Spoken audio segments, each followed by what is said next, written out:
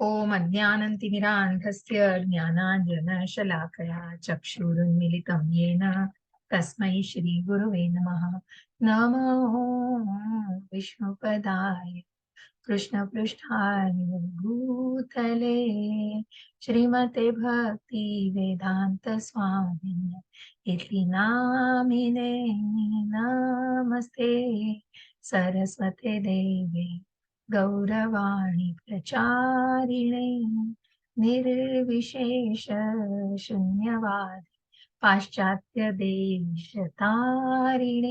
जय हो श्री कृष्ण चैतन्य प्रभु नित्यानंद श्री अद्वैत गदाधर श्रीवासादि गौर भक्त वृंद। हरे कृष्णा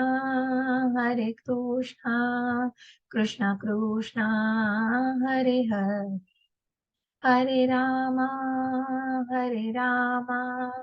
राम राम हरे हरे हरे कृष्णा कृष्ण कृष्णा हरे हरे हरे राम राम राम हरे हरे हरे कृष्णा कृष्ण कृष्णा हरे हरे हरे राम राम राम हरे हरे। हरे कृष्णा। माझा आवाज अजूनही पूर्ण 100% नाहीये, तरी पण भगवंतांची सेवा सोडणं खूप कठीण जातं आणि म्हणूनच जसा प्रयत्न आहे, कारण नॉर्मल बोलणं तर चालू आहे. थोडासा कदाचित लहान आवाजामध्ये मी बोलेन तुमच्याशी किंवा काही समजलं नाही तर तुम्ही मला परत विचारा. बराच बरा आहे माझा आवाज. देवाच्या कृपेने मी व्यवस्थित तुम्हाला सांगू शकेन. परंतु फक्त थोडा आवाज कमी असेल, काही वाटलं तर तुम्ही निश्चित मला प्रश्न विचारू शकता. तर अशा या 12व्या अध्यायाला सुरुवात करण्यापूर्वी आपण भगवंतांचं दर्शन घेऊया. हा भक्ती योगाचा सुंदर टप्पा आहे, जिथे आपण भगवंतांचं दर्शन घेऊ, त्यांना साष्टांग दंडवत करूया आणि त्यांचे आशीर्वाद घेऊया. श्री श्रीला प्रभुपाद यांनाही साष्टांग दंडवत आणि त्यांचे आशीर्वाद घेऊया. आणि ही जी मूर्ती आहे, जी मी म्हटलं 9व्या अध्यायामध्ये तुम्हाला जी सांगितली गेली आहे, की माधवेंद्र पुरी ज्यांना यमुनेच्या तीरी बसून ज्यांनी ध्यान लावलेलं होतं आणि तिथे प्रत्यक्ष गोपाळ, प्रत्यक्ष भगवंत त्यांच्यासाठी कमंडलूमध्ये दूध घेऊन आलेले होते आणि म्हणाले मी परत घेऊन जाईन. परंतु त्यानंतर त्यांनी स्वप्नामध्ये दृष्टांत दिलेला आहे माधवेंद्र पुरींना आणि मग मी झाडाझुडपांमध्ये अडकलेलो आहे, तिथलं ज्या ठिकाणी ते अडकलेले होते तिथलं स्थान त्यांना दाखवलं स्वप्नात आणि मग तिथे सगळ्या गावकऱ्यांना जमा करून त्यांनी ती मूर्ती बाहेर काढली आणि मग माझ्या अंगाला चंदनाचा लेप लाव, कारण दाह होतोय, मला भूक लागली, नैवेद्य दाखव. अशा प्रकारे या मूर्तीची प्रतिष्ठापना केली ती. हे बघा इथे लिहिलेलं आहे श्री माधवेंद्र श्रीनाथजी माधवेंद्र पुरी दिटी, जी माधवेंद्र पुरींनी नाथद्वारला आणलेली ही श्रीनाथजींचं मंदिर आहे, ज्याचं आपण दर्शन घेऊया, ज्यांना साष्टांग दंडवत करूया, त्यांचे आशीर्वाद घेऊया. श्री नामनिष्ठ प्रभूजी यांनाही माझे साष्टांग दंडवत आणि त्या इस्कॉनच्या पूर्ण टीमला माझा सादर प्रणाम करून मी हा अध्यायाला सुरुवात करते. खूप सुंदर असा 11वा अध्याय काल आपण बघितलेला आहे, विश्वरूप दर्शन. मग विश्वरूप दर्शन म्हणजे काय आहे हे आपण जाणलं, की किती अद्भुत आणि विशाल असं दर्शन आहे, की जे बघण्याची अर्जुनाला प्रत्यक्ष प्रचंड इच्छा होती आणि ती विनंती भगवंतांनी मान्य केलेली आहे. पण त्याच्याबरोबर इतर कारणंही जशी सांगितली, की मग अर्जुनाला त्याचं मनोदौर्बल्य भगवंतांना घालवायचं होतं, की तू एक निमित्त आहेस. मी या सगळ्यांना ठार मारलेलं आहे. आणि भविष्य काळामध्ये जे काही घडणार आहे, वर्तमान काळात जे घडतंय आणि जे भूतकाळात घडून गेले, हे सगळं तुला या विश्वरूपामध्ये दिसणार आहे. सगळं चराचराचं तुला इथे दर्शन होणार आहे. आणि म्हणूनच तू फक्त निमित्त आहे. जसं त्या सर्जनच्या हातातलं इन्स्ट्रुमेंट, जो सर्जन प्रत्यक्ष आपल्या बुद्धीने ऑपरेशन करत असतो. पण का? कारण ते इन्स्ट्रुमेंट हे त्याचं साधन असतं. म्हणूनच आज आपण या भगवंतांच्या भक्तीमध्ये आपण साधन बनणं, कुणासाठी तरी आपण साधन बनणं. भगवंतांच्या या भक्तीमध्ये मग कुणासाठी तरी आपल्या मार्फत कुणाचं तरी भलं व्हावं किंवा आपण एखाद्या चांगल्या मार्गावर एखाद्याला आणावं किंवा आपण एखाद्यासाठी चांगल्या गोष्टी कराव्या. मग आपण कुठेतरी निमित्त बनावं आणि त्याच प्रकारे भगवंत म्हणतायत, की "तू एक निमित्त आहेस. या सगळ्यांना मी ठार मारलेलं आहे. सगळ्यांचा नाश झालेला आहे. सगळे मृत्यू पावलेले आहेत. पांडवांच्या व्यतिरिक्त सगळ्यांचा नाश झालाय." मग ज्या प्रत्यक्ष अगदी मित्र पक्षातील म्हणजे अर्जुनाच्या पक्षातीलही जे राजे होते, जे ज्यांचा बळी केलेला आहे, ते सुद्धा सर्वजण मृत्यू पावलेले आहेत, जे भगवंतांच्या मुखामध्ये उड्या मारत होते आणि त्याचप्रमाणे भगवंतांनी त्या अ, स्वरूपामध्ये दाखवलेलं आहे, की इथे कुठेतरी तू अ, घाबरू नकोस आणि तू दृढ निश्चयाने उठ, युद्ध कर, तुला यशस्वी व्हायचंय, तुला राज्य करायचं आहे. आणि मग ज्या काळाला भगवंतांनी सांगितलं, की हा काळ भगवंतांच्या सुदर्शन चक्रात आहे. 3ऱ्या स्कंदामध्ये काळाबद्दल खूप सुंदर असं वर्णन केलेलं आहे. मग ज्या व्ही.आर. चोप्रांच्या आपण सीरियलमध्ये मैं काल हूँ. मग काळ हा प्रत्येकासाठी भगवंत काळ बनवून आणलेले आहेत. अशा सगळ्या ह्या नराधमांसाठी, असुरांसाठी, या अधर्मी लोकांसाठी भगवंत काळ बनवून आलेले आहेत. पण ज्यांनी भगवंतांचा जन्म, कर्म जाणलंय, ज्यांनी भगवंतांना परमतत्व म्हणून जाणलेलं आहे, त्यांच्यासाठी काळ थांबलेला आहे. कारण ते कृष्ण भावनेमध्ये आहेत आणि त्यांना कुठलीही गोष्ट बंधन वाटत नाहीये. पुढे काय होणार आहे याचीही त्यांना चिंता नाहीये. आणि म्हणूनच अशांसाठी निश्चितच तो काळ थांबलेला आहे आणि म्हणून भगवंत सांगतायत हा काळ भगवंतांच्या सुदर्शन चक्रामध्ये आहे. आणि मग हे सगळं झाल्यानंतर सगळं दर्शन घेतो अर्जुन या सगळ्या अद्भुत अशा विशाल विश्वरूपाचं. परंतु हे सगळं बघून ते असंख्य दाढा, मुख, ते सर्प आणि सगळ्या गळामध्ये माळा घातलेल्या असतात, मुकुट घातलेले असतात. सुंदर असंही दिसत असतं, परंतु कुठेतरी भयानक स्वरूप असतं त्याचं. रौद्र स्वरूप असतं त्या अ, विश्वरूपाचं. आणि असं हे विश्वरूप बघून तो सद्गदित होतो. अर्जुनाला कुठेतरी व्याकुळ होतो तो. त्याला भरून येतं आणि तो म्हणतो, "याच्यावर मी बघू शकत नाही ह्या विश्वरूपाला. आता तर तुम्ही तुमचं रूप आता समाप्त करा." आणि म्हणून अर्जुन विनंती करतो, "जेव्हा समाप्त करा आणि तुम्ही मला तुमचं परमात्मा आणि तुमचं मूळ असं मनुष्य रूप, जे तुमचं मनमोहक असं श्यामसुंदर रूप आहे, त्याला दर्शन घेण्याची माझी इच्छा आहे." आणि एवढं सांगून संजयाचे उद्गारही आपण ऐकलेले आहेत. संजय धृतराष्ट्रांना सांगतोय, की मग कशाप्रकारे अर्जुनाला भगवंतांनी हे रूप दाखवलेलं आहे. पण अर्जुनाच्या विनंतीवरून हे रूप त्यांनी समाप्त केलेलं आहे. मग जेव्हा अर्जुनाला भगवंतांनी परमात्मा चार भुजाधारी हे रूप दाखवून मग शेवटी जे मनमोहक असं श्यामसुंदर रूप दाखवलं मनुष्यरूपी, तेव्हा कुठेतरी अर्जुनाच्या मनाला धीर आलेला आहे आणि अर्जुन कुठेतरी शांत झालेला आहे. आणि मग भगवंत अर्जुनाला सांगतायत, की "तू खूप असं दुर्मिळ रूप बघतोयस हे. हे दुर्मिळ रूप बघायला देवी-देवता सुद्धा आसुसलेले असतात." की ज्या आपण अध्यायामध्ये बघितलं, की देवकी मातेच्या पोटामध्ये भगवंत असताना सगळ्या बाजूनी देवी-देवता दर्शन घ्यायला आलेले असतात. कारण असं हे दुर्मिळ दर्शन सर्व देव-देवता सुद्धा आसुसलेले असतात ह्या दर्शनाला. आणि म्हणूनच एक शुद्ध भक्त मात्र हे दर्शन अगदी नक्की घेऊ शकतो, जो अर्जुन भगवंतांचा शुद्ध भक्त आहे. आणि म्हणूनच अर्जुनाच्या विनंतीला मान देऊन भगवंत ते मनुष्य रूप दाखवतात आणि मग म्हणतात, की एक उत्तम भक्त, एक शुद्ध भक्तच निश्चितच या भक्ताला, या रूपाला निश्चितच बघू शकेल. अशा या शुद्ध भक्तीला भगवंत अगदी कुठेतरी आपण म्हणतो ना, भगवंत विनंतीला मान देतात, तसं भगवंत याच्यामध्ये कुठेतरी भगवंत स्वतःला सुद्धा समर्पित करतात. एका भक्तासाठी भगवंत अगदी प्रिय आहेत. तो भक्त भगवंतांना प्रिय असतो आणि भक्तालाही भगवंत तितकेच प्रिय असतात. असं हे शुद्ध भक्ताचं रूप. मग आपल्याला या भक्ती योगामध्ये आता तेच जाणायचं आहे, की हा प्रत्यक्ष भक्ती योग जेव्हा आपण आज जाणणार आहोत, तेव्हा आपल्याला जाणायचंय, की मग या भक्तीवरती मग का असा प्रश्न अर्जुनाला पडतो? अर्जुनाला प्रश्न पडलाय. तो प्रश्न का आत्ताच पडला? कारण जेव्हा अर्जुनाने हे विश्वरूप दर्शन बघितलेलं आहे. मग जसं मी म्हटलं तुम्हाला, की हे विश्वरूप हे ब्रह्माशी कुठेतरी निगडीत आहे. जिथे हजार सूर्य अवकाशामध्ये उगवले, की जितकं प्रखर तेज आहे, तितकं हे तेज या विश्वरूपाचं आहे आणि म्हणून भगवंत अर्जुनाला म्हणतात, "हे तू नुसत्या डोळ्यांनी बघू शकत नाही.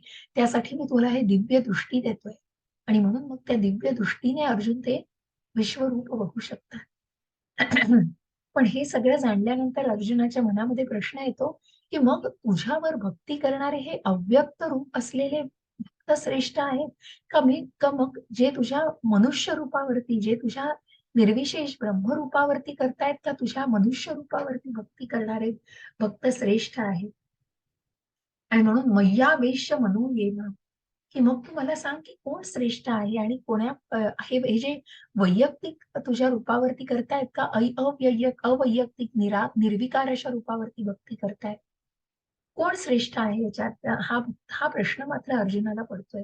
आणि मग तिथेच भगवंत अर्जुनाला उत्तर देतायत की कोण त्यांना प्रिय आहे. आणि मग भगवंत निश्चितच सगळ्याचं कुठेतरी भगवंत ऍडजस्ट करतायत. तो आपल्याला वाटतं आपण ऍडजस्ट करतोय भगवंतांसाठी. आपण हे नाही ते मागतोय, ते नाही ते नको तर ते द्या. उलट आहे हो. जसं नामनिष्ठ प्रभू सांगतात की त्या दर्शनाला जाणं म्हणजे आपण भगवंतांच्या दर्शनाला नाही, भगवंतांची इच्छा असते की आपण त्यांचं दर्शन घ्यावं. म्हणून आपण म्हणतो बघा बऱ्याचदा की ती अजून तो योग आलेला नाहीये, भगवंत बोलवत नाहीयेत. कितीतरी वेळा अनेक वैष्णव देवीचं दर्शन घ्यायला इतक्या इतक्या लांब लोक जातात, परंतु किती किती वेळेला अनेक संकटातून तोंड द्यावं लागतं. आणि म्हणूनच त्या भगवंतांना ते दर्शन तुम्ही घ्यावं ही निश्चितच भगवंतांची इच्छा असते. आणि म्हणून भगवंत आपल्यासाठी खूप ऍडजस्ट करायला तयार आहेत. भगवंतांनी खूप ऑप्शन्स दिलेले आहेत, की मग या भक्तीच्या मार्गामध्ये येताना तू हे करू शकतोस, तू हे नाही तर ते करू शकतोस, तू तेही नाही करू शकत तर दुसरं हे करू शकतोस. पण प्रत्यक्ष तू भक्तीमध्ये निश्चितच स्वतःला समर्पित करू शकतोस. आणि मग सगळ्यात शेवटी पण महत्वाचं ज्या शेवटच्या श्लोकांमध्ये काही दिलंय, की कृष्णाला कसा प्रकारे भक्त प्रिय आहे आणि या भक्ताचे कुठले गुण भगवंतांना प्रिय आहे. असा हा सगळा टप्पा हा भक्तीचा टप्पा आहे. ह्या सुंदर अशा भक्ती योगाला आपण जाणणार आहोत, जिथे आपण काही कथांना सुद्धा आपण जाणण्याचा प्रयत्न करणार आहोत. मग इथे आपण जाणतोय अर्जुन उवाच एवं सततयुक्ता ये भक्तास्त्वां पर्युपासते ये चाप्यक्षरं व्यक्तं तेषां के योगवित्तमः. हरे कृष्ण माताजी.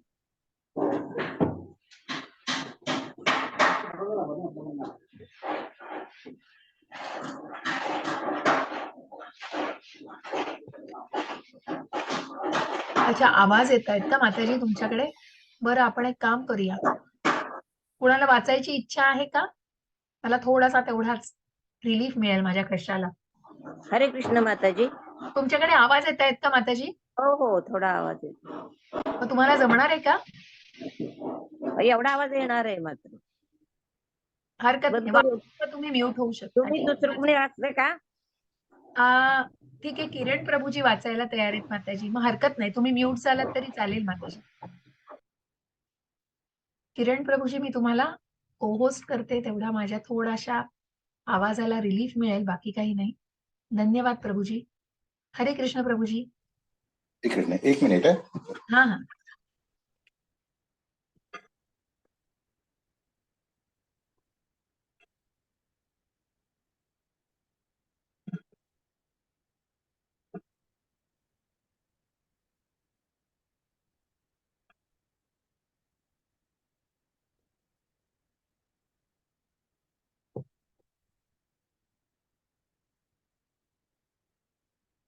हरे कृष्ण. हरे वाचू? हो हो प्रभूजी. अर्जुनाने विचारले, कोणते अधिक परिपूर्ण मानले जाते, जे तुमच्या भक्ती सेवेत योग्यरित्या व्यस्त आहेत किंवा जे अव्यक्त ब्रह्माची पूजा करतात ते अव्यक्त आहेत? हरे कृष्ण. हरे कृष्ण. मग अर्जुनाला असा प्रश्न आत्ताच का बरं विचारतोय अर्जुन? भक्तीच्या या शेवटच्या टप्प्यावरती अर्जुनाला हा प्रश्न पडलाय, कारण जेव्हा अर्जुनाने विश्वरूप दर्शनाचं दर्शन घेतलेलं आहे आणि मग हे विश्वरूप जे आहे ते ब्रह्मरूपाशी निगडित आहे. आणि म्हणून अर्जुनाला हा प्रश्न पडले आहे, कारण अर्जुन हा कुठल्याही शक्तीशी बोलत नाही. अर्जुन प्रत्यक्ष मनुष्य रूपाशी, भगवंतांच्या मनुष्य रूपावर त्यांनी प्रेम केलेलं आहे आणि त्यांच्यावर त्याचा भाव आहे. आणि म्हणून अर्जुन भगवंतांना विचारतोय की कोणतं अधिक परिपूर्ण मानलं जातंय? तुमच्या भक्ती सेवेत योग्यरित्या ते व्यस्त आहेत का जे अव्यक्त रूपावरती पूजा करतायत, ज्या अव्यक्त रूपाची ब्रह्माची पूजा करतायत? मग यापैकी कुठलं रूप श्रेष्ठ आहे, हा प्रश्न अर्जुनाला पडतोय. मग त्याचं उत्तर देताना भगवंत सांगतायत, भगवंत म्हणतायत श्री भगवान वाच मय्यावेश्य मनो ये मां नित्ययुक्ता उपासते श्रद्धया परयोपेतास्ते मे युक्ततमा मतः. हरे कृष्ण माताजी. प्रभुजी.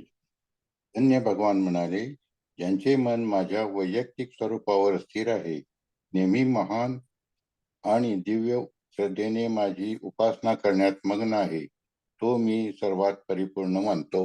हरे हरे कृष्ण. आणि म्हणून भगवंत सांगतायत की जे माझ्या वैयक्तिक रूपावरती पूजा करतायत, जे माझ्या मनुष्य रूपावरती, जे माझ्या पर्सनल जो माझा फॉर्म आहे त्या वैयक्तिक स्वरूपावर ज्यांचं मन आणि बुद्धी स्थिर आहे आणि जे नेहमी महान आणि दिव्य श्रद्धेने, बघा श्रद्धा आणि श्रद्धेने माझी उपासना करण्यामध्ये मग्न आहे. बघा हा भक्त, हा पुजारी कसा भगवंतांच्या मूर्तीला सजवतो आहे आणि ही जी पूजा केली जाते, ही उपासना केली जाते, याला म्हणतात अर्च विग्रह. मग एक छोटीसं उदाहरण तुम्हाला मी देईन की मग एक पोस्टाची पेटी आहे बरं का. तुम्ही एखादी पूर्वीच्या काळी, आता पत्र लिहिणं खूप खूप दुर्मिळ झालंय हो. पण पूर्वीच्या काळी जेव्हा पत्र लिहिली जायची, अजूनही त्या पोस्टाच्या पेट्या दिसतात. मग जिथे गव्हर्नमेंटचा शिक्का मारलेला आहे, अशी पोस्टाची लाल रंगाची पेटी असते आणि जेव्हा तुम्ही लिहिलेलं पत्र त्या पेटीत टाकलं जातं, तेव्हा त्या डेस्टिनेशनला जातं का हो ते पत्र? तिथे पोहोचतं ते पत्र? तिथे पोहोचतं ते पत्र? पोहोचेल तुमचं पत्र त्या डेस्टिनेशनला? त्या ठराविक ठिकाणी जिथे तुम्ही लिहिलंय तिथे? सांगा हो का नाही? येस, येस वसुना माताजी. अगदी बरोबर. खूप सोपं उत्तर आहे. आणि हेच जर एखादी खेळण्यातली पोस्टाची पेटी असेल, एका मुलाने खेळताना तयार केलेली पेटी असेल, तुम्ही जर ते पत्र त्या पेटीमध्ये टाकलं तर जाईल का हो त्या पेटीतलं पत्र त्या ठराविक ठिकाणी? जाईल ते त्या ठिकाणी? नाही जाणार. बरोबर. नो. कारण का? कारण कुठेतरी ते खेळण्याच्या स्वरूपात आहे. त्याला कुठलंही ऑथोरायझेशन नाहीये. आणि म्हणूनच भगवंत इथे सांगतायत, की जी मूर्ती पूजा केली जाते, ही मूर्ती पूजा केली जाते त्याला अर्च विग्रह म्हणतात. आणि या मूर्ती पूजा, मग ही नुसती मूर्ती पूजा केली जात नाही, तर एक उत्तम गुरु, मग जो पुजारी आहे त्याचा बेस्ट स्पिरिच्युअल मास्टर ज्याला आपण म्हणतो, उत्तम आध्यात्मिक गुरु जो 360 अंशातून जो विचार करतो बघा, जो भौतिक, शारीरिक आणि आध्यात्मिक दृष्टीने जे ज्ञान देत असतो, असा आध्यात्मिक गुरु जो पुजारी असतो, तो त्या मूर्तीवरती मंत्रोच्चाराने प्रतिष्ठापना करतो. जसं आपण गणपतीच्या उत्सवामध्ये बघतो, की मग अनेक मोठ्या-मोठ्या मूर्ती आणल्या जातात. पण जी मूर्ती प्रतिष्ठापना करण्याची मूर्ती जी असते, ती छोट्या स्वरूपातली असते आणि त्याची प्राणप्रतिष्ठा केली जाते. आवाहन केलं जातं. भगवंतांना प्रत्यक्ष त्या मूर्तीमध्ये बोलावलं जातं. आणि त्यासाठी अनेक त्या अ, वेगवेगळ्या आपण म्हणतो, की त्या रिच्युअल्स किंवा वेगवेगळ्या त्या पायऱ्यांमधनं जावं लागतं. आणि मग जो अभिषेक केला जातो, अनेक 7 सप्त नद्यांचं पाणी आणलं जातं. अभिषेक केला जातो त्याच्याने. जे मंत्रोच्चार म्हटले जातात, त्या मंत्रोच्चारामध्ये इतकं सामर्थ्य असतं, की त्या सामर्थ्याने मग ती पूजा संपन्न केली जाते. एक पुजारी जो भगवंतांती अगदी प्रत्यक्ष नातं त्याचं जोडत असतं हो. आणि इथेच कुठेतरी आपल्याला जो संबंध आपण जो म्हटला ना, संबंध, अभ्युदय आणि प्रयोजन, असा हा संबंध, हे अर्च विग्रह पूजा म्हटली जाते त्याला. आणि म्हणूनच भगवंत म्हणतायत, ही उपासना करण्यात जो मग्न आहे बघा, तो पुजारी इतका तल्लीन होऊन, मग आपलं तन, मन, धन तल्लीन होऊन, जसं इस्कॉनमध्ये या मूर्तींना इतकं सुंदर, अहो रात्रीपासून ते पहाटेपर्यंत लोकं जागे असतात आणि भगवंतांना सजवलं जातं. म्हणून मी त्या दिवशी म्हटलं, की इतकं नातं, मग हा संबंध म्हणजे काय, तर प्रत्यक्ष भगवंतांच्या मूर्तीसमोर जेव्हा आपल्या मनातल्या भावना आपण स्वतः मोकळ्या होतो, कितीतरी लोकं ढसाढसा रडतात भगवंतांसमोर. का? कारण आपण कुठेतरी तिथे जोडले जातो भगवंतांशी. आणि यालाच अर्च विग्रह पूजा असं म्हणतात. अर्च विग्रह उपासना. आणि भगवंत म्हणतायत, हीच मला प्रिय आहे. जो श्रद्धेने भगवंतांची पूजा करतो आहे, तो भगवंतांना प्रिय आहे. अशा या पूजेला अर्च विग्रह असं म्हटलं जातं. आणि मग त्याच्या पुढे जाऊन भगवंत सांगतायत, कशा प्रकारे ही पूजा केली जाते. हरे कृष्ण प्रभुजी. हरे कृष्ण. परंतु जे सर्व इंद्रियांचे संयमन करून आणि सर्वांच्या ठायी समबुद्धी ठेवून अव्यक्त इंद्रियातील सर्वव्यापी अचिंत्य अविकारी स्थिर आणि अचल अशा परम सत्याच्या निर्विशेष रूपाची पूर्ण उपासना करतात. ते सर्वांच्या हितार्थ संलग्न होऊन शेवटी माझीच प्राप्ती करतात. हरे कृष्ण. हरे कृष्ण. तसं आपण आधीचं फलगू वैराग्य बघितलं हो. मग जिथे फक्त भौतिक इंद्रिय विषयांचा कुठेतरी त्याग केला जातो, परंतु त्या मनाचं काय हो? मग मिथ्याचार नकोय भगवंतांना, आणि म्हणूनच मग कुठेतरी पुन्हा त्या भौतिक इंद्रिय विषयांमध्ये घसरण्याची खूप भीती असते. आणि म्हणून भगवंत इथे म्हणतायत की सर्व इंद्रियांचं संयमन करून सर्वांच्या ठायी समबुद्धी ठेवून व बऱ्याच प्रकारामध्ये स्वतःवरती नियंत्रण आणून योग्य प्रकारे आचरण करून अव्यक्त इंद्रियातील सर्व व्यापी अचिंत्य अविकारी स्थिर आणि अचल अशा परमसत्याच्या, मग कुठेतरी अविचल म्हणजे कुठेतरी अविकारी अचिंत्य अशा स्थिर अचल, मग त्या अव्यक्त रूपावरती कुठेतरी बुद्धी समर्पित केली जाते आणि त्याची उपासना केली जाते. परंतु अशी लोक कुठेतरी भगवंत म्हणतायत हे टप्प्याटप्प्याने, मग जसं आपण म्हणतो की अनन्य भक्ती जशी आपण म्हटली, मग पुढे जाऊन आपण बघणार आहोत त्या भक्तीचे टप्पे बघणार आहोत, त्याच्यामध्ये मी तुम्हाला सांगणारच आहे. आणि म्हणून अशा वेळेला भगवंत म्हणतायत की टप्प्याटप्प्याने, मग जरी हा मनुष्य आत्ता अव्यक्त रूपावरती जरी पूजा उपासना करीत असला तरी हा थोड्या काळाने निश्चितच भगवंतांच्या त्या मूर्ती रूपाशी, त्या अर्च विग्रहाशी निश्चितच संबंध प्रस्थापित करेल. म्हणजे हळूहळू तो त्या मार्गाने जातोय, म्हणजे शेवटी ते भगवंतांचीच प्राप्ती करू शकतात.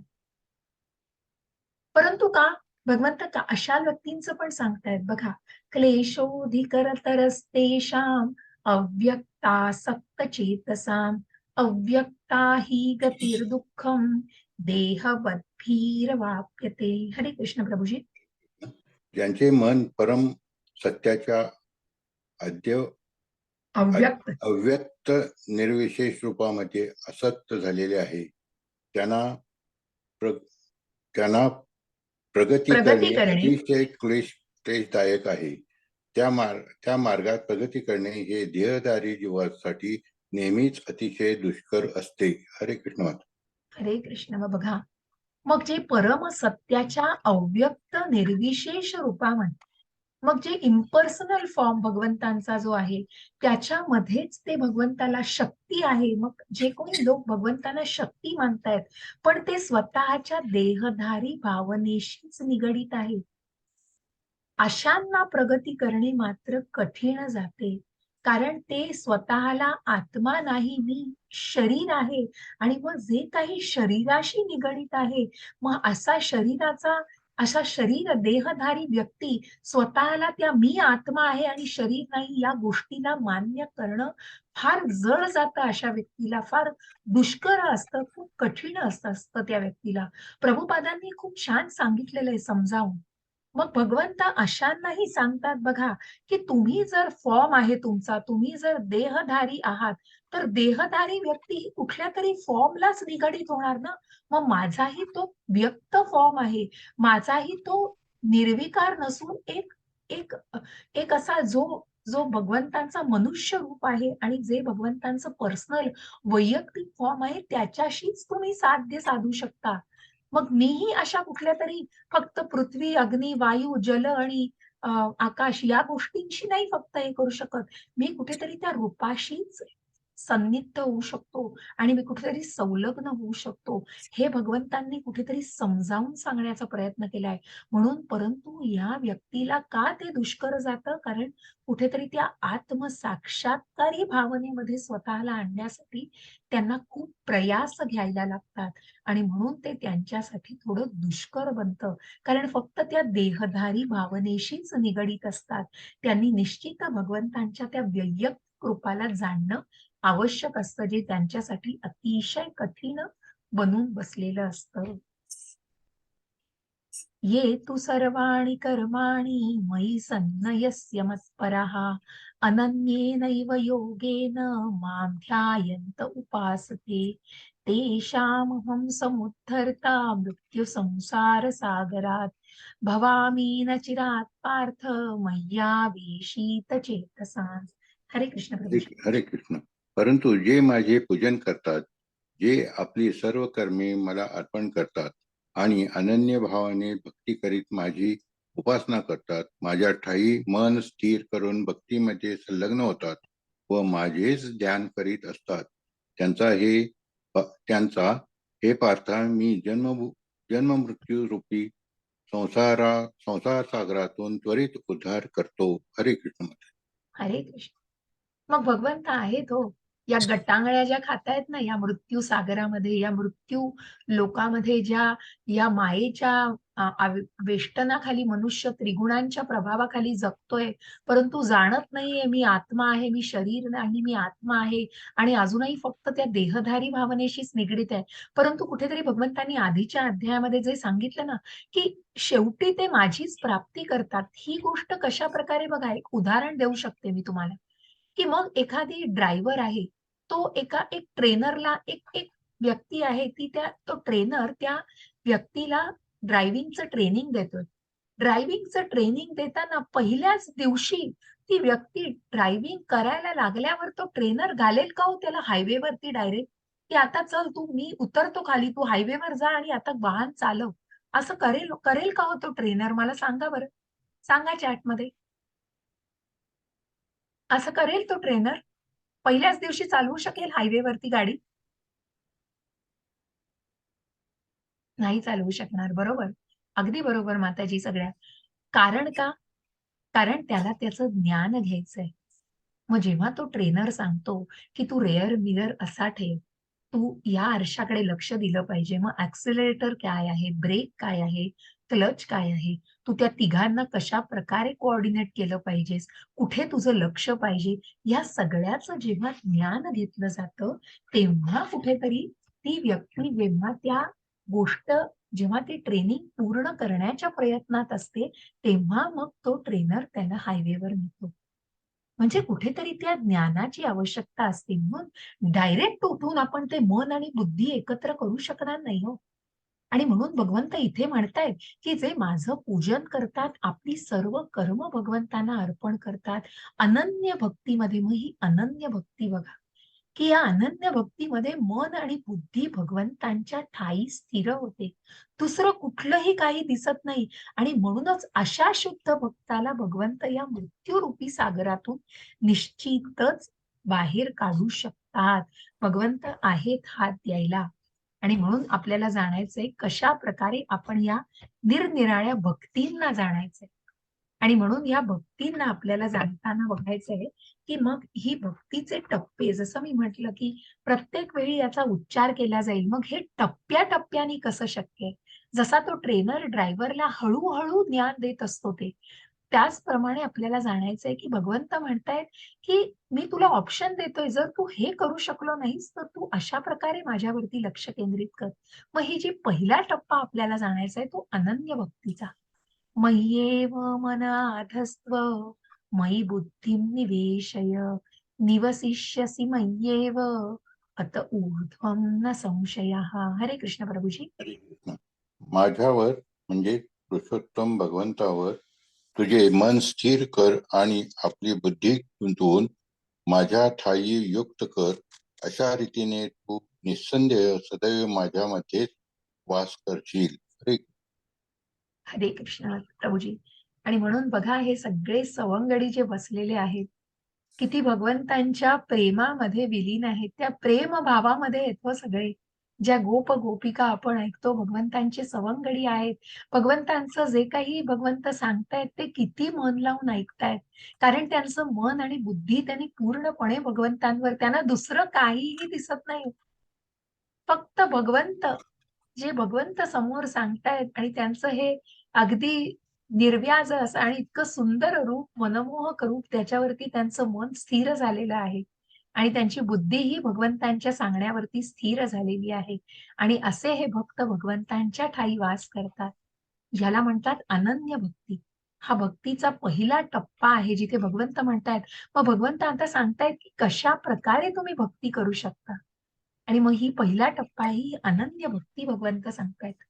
आणि मग अनन्य भक्ती शक्य नसेल तर भगवंत काय सांगतायत? अथ चित्तं समाधातुं न शक्नोषि मयि स्थिरम् अभ्यासयोगेन ततो मामिच्छाप्तुं धनंजय. हरे कृष्ण प्रभुजी. कृष्ण. हे धनंजय, जर तू आपले मन निश्चलत्वाने माझ्या ठाई स्थिर करण्यात असमर्थ असशील तर भक्तियोगाच्या नियमाक तत्वांचे पालन कर. अशा रीतीने मला प्राप्त करण्याची इच्छा तू उत्पन्न कर व तुम्हाला पूर्ण सिद्धी प्राप्त होईल. हरे कृष्ण माता. हरे कृष्ण. आणि म्हणून भगवंत म्हणतायत की ज्या प्रकारे सर्व सवंगडी सर्व गोप गोपिका यांनी जसं मन आणि बुद्धी एकाग्र केलेली आहे, इतके शुद्ध भक्त आहेत ते भगवंतांशी पूर्णपणे जोडले गेलेले आहेत. पण अशी बुद्धी, मग असं ज्यांना शक्य नसेल अशांना भगवंत सांगता आहेत की तू माझ्या ठाई बुद्धी स्थिर करणं तुला शक्य नसेल तर तू नियामक तत्वांचं पालन कर. मग या सगळ्या तत्वांचं बघा की सकाळी उठून मग ब्रह्म आरती, ज्या वेगवेगळे कार्यक्रम तुम्हाला या इस्कॉनचे सांगितले जातात. सकाळी 4:30 वाजता मंगल आरती असते. त्यानंतर 5 ते 7 नामनिष्ठ प्रभूजींबरोबर जप केला जातो, नामस्मरण केलं जातं. 8 वाजता भागवत असतं. त्याच्या आधी सुद्धा सायन्स अँड स्पिरिच्युअलायझेशन अशा प्रकारे ज्याच्यावरती भगवंत नामनिष्ठ प्रभूजी वेगळा वर्ग घेतात. त्यानंतरही दिवसभर अनेक सत्संग चालू चालू असतात, जे टेम्पल लिंकवर आपल्याला वेगवेगळ्या स्वरूपात. एकादशी काल झाली, ज्यावेळेला तिन्हीही टप्प्यांमध्ये मग अ, अ, कुठेतरी लहान मुलं, प्रौढ वर्ग आणि युवा वर्गमध्ये अशांनी 700 श्लोकांचं पठण केलेलं आहे. अशा प्रकारे तू या सगळ्या नियामक तत्वांचं पालन कर.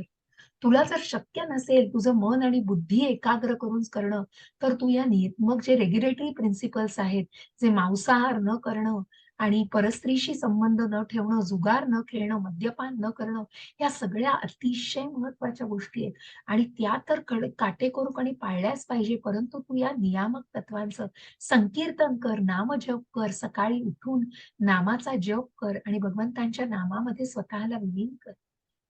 आणि अशा रीतीने तू मला प्राप्त करण्याची इच्छा उत्पन्न कर, जी सिद्धी तुला निश्चितच प्राप्त होईल. आणि म्हणून त्याला म्हणतात कुठेतरी साधना भक्ती. मग आता तिसरी भक्ती भगवंत काय सांगतायत? अभ्यासेप्य समर्थोसी मत्कर्म परमो भव मदर्थमपि कर्माणि कुर्वन् सिद्धिम वाप्स्यसि. हरे कृष्ण प्रभुजी. जर तुम्ही भक्ती योगाच्या नियमांचे पालन करू शकत नसाल तर फक्त माझ्यासाठी कार्य करण्याचा प्रयत्न करा, कारण माझ्यासाठी कार्य करून तुम्ही परिपूर्ण अवस्थेवर याल. हरे कृष्ण. हरे कृष्ण. मग भगवंत बघा, पुढचा भगवंत एक ऑप्शन देत आहे. जर तुम्हाला या भक्ती योगांच्या नियमांचं पालन करणं सुद्धा जमत नसेल तर तुम्ही माझ्यासाठी कार्य करा. तुम्ही जे काही कर्म कराल मग ते निष्काम कर्म, ते माझ्यासाठी कर्म करा. जसा एक भक्त दिसतोय जो मंदिराच्या बांधकामामध्ये मदत करतोय, की जे मंदिर भगवंतांसाठी बांधलं जातंय. मग तुमच्या आमच्यातले हा जो उपक्रम चालू आहे, मग तुम्ही ही जी 3 एप्रिल पासून वर्ग सुरू होणार आहे, ती लिंक तुम्हाला पाठवली जाईल तुमच्या ग्रुपमध्ये.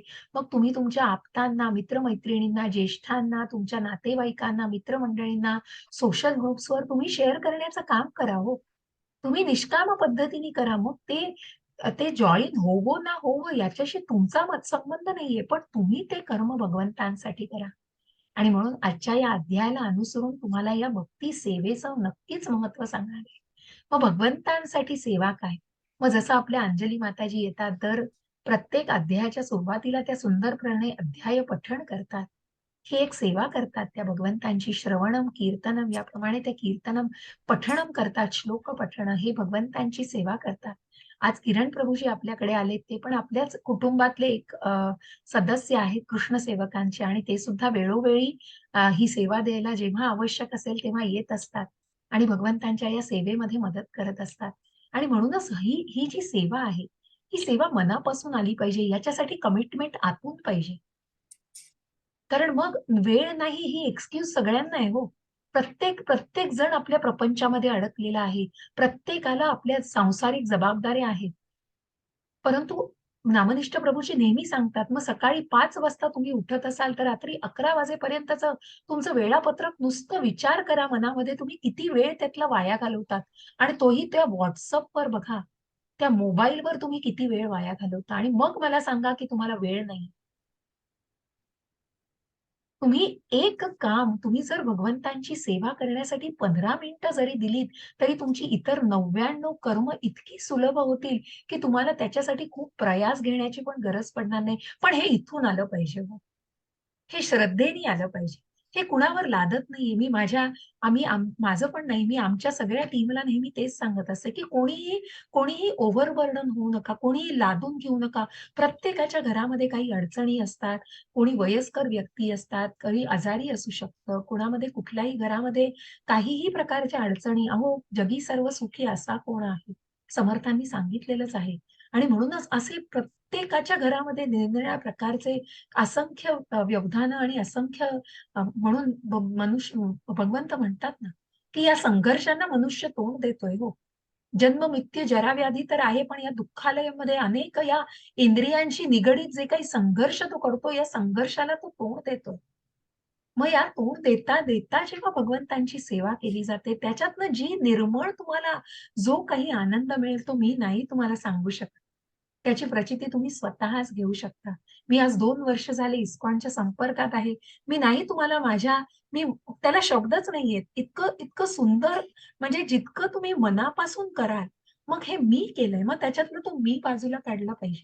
आपण सर्वजण मिळून करतो आहोत आणि दासानुदासान दासान दास असं म्हटलेलं आहे चैतन्य महाप्रभूंनी. म्हणून तुम्ही बघाल प्रत्येक इस्कॉनचं जे कोणी सीनियर डिव्होटीज असतील, कुठलीही सूचना घालतील ना, तरी त्याच्या खाली घालतील, तुमचा सेवक. हे खूप महत्वाचं आहे, कारण ही जी सेवा आहे ना, हीच आपण आज शिकतोय. या भक्ती सेवेला खूप महत्व आहे हो. मग ह्या ना त्या प्रकारे तुम्ही जी काही सेवा देऊ शकाल, ती तुम्ही मनापासून द्या. नाही देऊ शकलात तरी कुणावरती सक्ती नाहीये. पण प्रयत्न नक्की करू शकता. कारण कारणं असंख्य आहेत हो. 1000 एक्सक्यूजेस आहेत आपल्याकडे. करायचं नसेल तर 1000 एक्सक्यूजेस आहेत. पण त्यातूनही कुणाचे आभाळ होऊ देऊ नका. घरातल्यांचे आभाळ होऊन तुम्ही ती सेवा करू नका. भगवंत सांगतायत, तुम्ही तुमची सगळी कर्तव्य पार पाडा आणि मग निश्चितच भगवंतांसाठी वेळ तुम्ही देऊ शकाल. प्रयत्न केलात तर नक्की साधू शकाल आणि म्हणून भगवंत म्हणतायत, की तुम्ही माझ्यासाठी ते कर्म करा. आणि आता तेही बघा भगवंत सांगतायत निष्काम कर्म करा. मग यत् करोषि यदश्नासि यज्जुहोषि ददासि यत् तपस्यासि कौन्तेय तत्मत् कुरुष्वार्पणम. मग काय सांगतायत भगवंत बघा. हरे कृष्ण प्रभूजी. अरे, हे कोणते पुत्र, तू जे काही करतोस, जे काही खातोस, जे काही अर्पण करतोस आणि दान करतोस, तसेच तू जे काही तपस्या करतोस ते सर्व मला अर्पण म्हणून करावे. हरे कृष्ण मात्र. हरे कृष्ण. मग तू कर्म करतोयस, निष्काम कर्म करू शकतोस भगवंतांसाठी.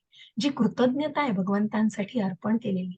आणि त्याच्याही पुढे जाऊन भगवंत म्हणतायत, तू ती फळं भगवंतांना अर्पण करू शकतोस.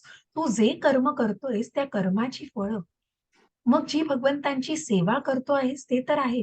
परंतु जे तू कमवतोयस, जे तू खातोयस, मग जे अन्न तू खातोयस त्याच्यातलं भगवंतांना नैवेद्य म्हणून अर्पण करून मग ते तू ग्रहण करावंस. जे काही भगवंतांच्या कृपेने तू अर्थार्जन करतोयस, जे काही कमवतोयस त्याच्यातलं थोडंसं धन तू भगवंतांना अर्पण करावंस. ही तुझी कृतज्ञता आहे. तुला कुठलीही सक्ती नाहीये. जी तपस्या करतो आहेस, ध्यान करतो आहेस, ते मनापासून भगवंतांना अर्पण करावं. आणि म्हणूनच या नामस्मरणाचा महिमा किती थोर आहे. आणि म्हणून भगवंत म्हणतायत, की या ना त्या प्रकारे तू भगवंतांची सेवा निश्चितच करू शकतो. आणि त्याच अनुषंगाने तुम्हाला थोडीशी माहिती जी इस्कॉनची हे आधीच्या सगळ्या स्लाइड्स आहेत. पण तुम्हाला आज मी नाहीतर प्राची माताजी काही सेवा तुम्हाला शेअर करू. एक मेसेज असेल त्याच्यामध्ये सेवा असतील. एक मेसेज असेल त्याच्यामध्ये खूप सुंदर असं मंदिर बांधलं जातंय. नामनिष्ठ प्रभूजी यांचा मानस आहे. मला वाटतं आता 23च्याच अखेरी लवकरात लवकर ज्याचं सॉफ्ट दर्शन आता एप्रिल महिन्यामध्ये आहे आणि ज्याची रथयात्रा प्रभूजी अरेंज करता आहेत आणि त्याच प्रकारे हे लवकरात लवकर मंदिर स्थापन होऊन तिथे भक्त भक्तीची संलग्नता. मग इस्कॉनचं वैशिष्ट्य हेच आहे, की जिथे भक्तांचं असोसिएशन, जिथे भक्त एकत्र येतील आणि हाच जो उपक्रम आपण ऑनलाईन करतो आहोत, तोच उपक्रम नामनिष्ठ प्रभूजींना ऑफलाईन तिथे युनिव्हर्सिटी म्हणजे पहिला, दुसरा, तिसरा की प्रत्यक्ष राहून मग प्रभूजींनी सांगितलंय, मग गृहस्थाश्रमातले पण येऊ शकतात, ब्रह्मचर्याश्रमातले पण येऊ शकतात. अशा निरनिराळ्या प्रकारे तिथे व्यवस्था केल्या गेलेल्या आहेत. आणि या सगळ्याची माहिती तुम्हाला मी आज नक्की पाठवेन, कारण आधी पाठवली नव्हती. कारण त्याबद्दल बोलल्याशिवाय तुम्हाला त्याचं महत्त्व कळणार नाही. आणि म्हणून या या सगळ्यासाठी फूल ना फुलाची पाकळी, एखादी वीट किंवा त्या मंदिर बांधणीसाठी तुम्ही तुमच्या जे काही तुम्ही अर्थार्जन करता आहात, जे तुमच्याकडे आहे, जसं आपण म्हणतो एक तीळ 7 जणांनी वाटून काढला. कारण मग तो देण्याची जी महती असते ना, ती महती महत्वाची असते. खूप आहे म्हणून कोणी देत नाही हो. पण जे आहे त्याच्यातनं थोडंसं देण्याचा प्रयत्न करणं निश्चितच शक्य आहे. कुणावरही सक्ती नाहीये. कुठलेही आबाळ होऊ देऊ नका. तुमची शिक्षणं, मुलांचे घरातले व्याप नक्की सगळ्याची कल्पना आहे. परंतु त्यातूनही कृतज्ञता म्हणून तुमची इच्छा असेल, तर तुम्ही एकतर सेवा करू शकता. या सेवेचं तुम्हाला एक मेसेज पाठवला जाईल. तुम्ही दान करू शकता. मग तुम्ही ते अन्नदान करू शकता. तुम्ही ते अ, अ, अ, पैशाच्या स्वरूपामध्ये, धनाच्या स्वरूपामध्ये करू शकता.